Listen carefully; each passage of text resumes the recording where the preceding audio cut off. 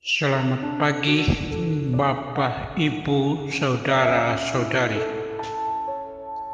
Sabda Tuhan sumber kekuatan, penuntun jalan, rambu kehidupan. Bersama saya Yosef Pehanbetan, Distrik Keuskupan Larantuka, dalam Embun Sabda THS THM, Senin 14 Juli 2025. Dalam nama Bapa dan Putra dan Roh Kudus. Amin.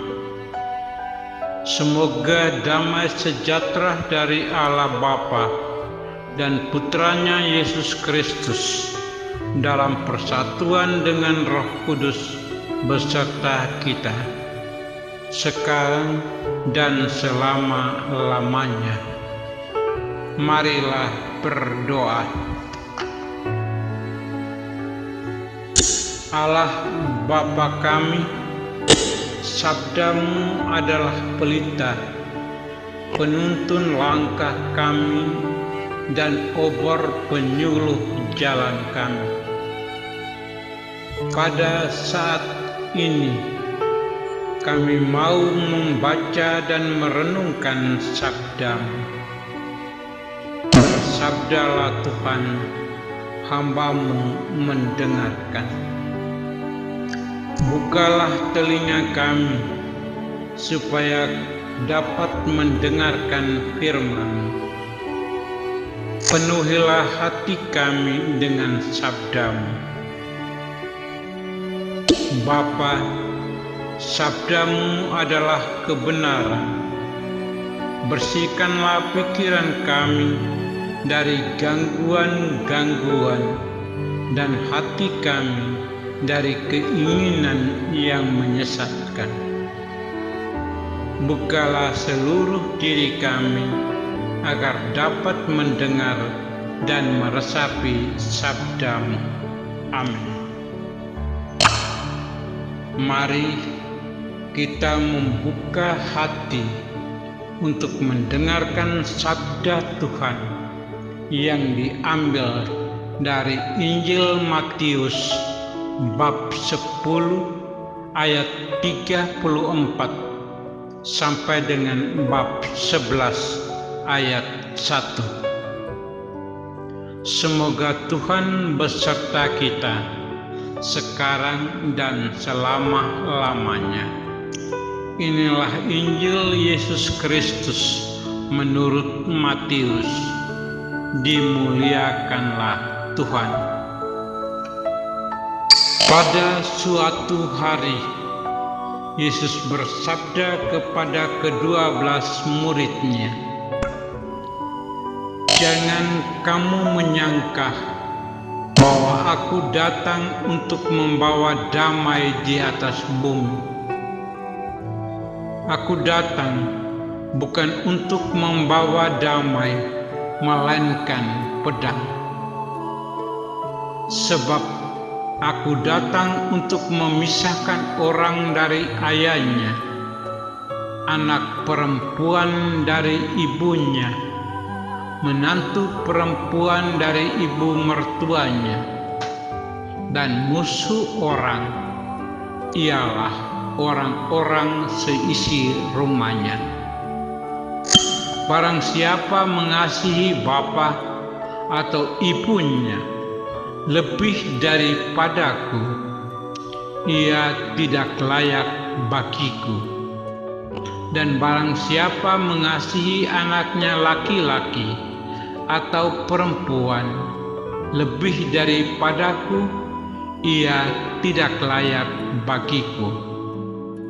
Barang siapa tidak memikul salibnya dan mengikut Aku, ia tidak layak bagiku. Barang siapa mempertahankan nyawanya, ia akan kehilangan nyawanya. Dan barang siapa kehilangan nyawanya karena Aku, ia akan memperolehnya. Barang siapa menyambut kamu ia menyambut aku, dan barang siapa menyambut aku, ia menyambut Dia yang mengutus aku.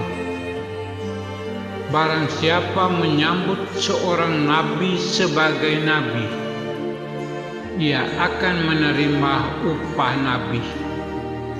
Dan barang siapa menyambut seorang benar sebagai orang benar, ia akan menerima upah orang benar. Dan barang siapa memberi air sejuk secangkir saja pun kepada salah seorang yang kecil ini, karena ia muridku, aku berkata kepadamu, sesungguhnya ia tidak akan kehilangan upahnya daripadanya.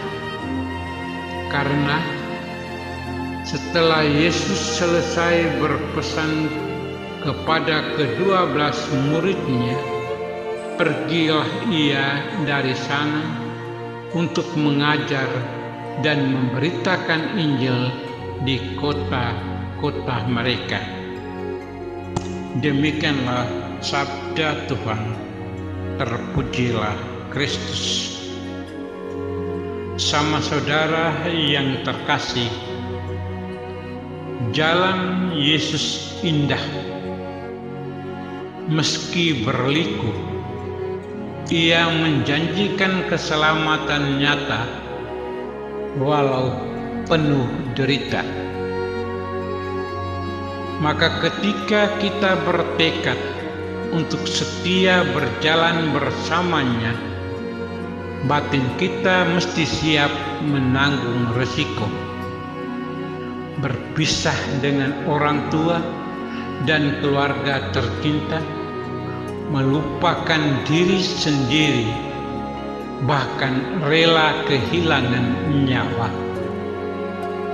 Resiko-resiko itu hendaknya tidak boleh membuat kita berkecil hati, sebab Yesus telah lebih dahulu mengalami kesulitan dan derita.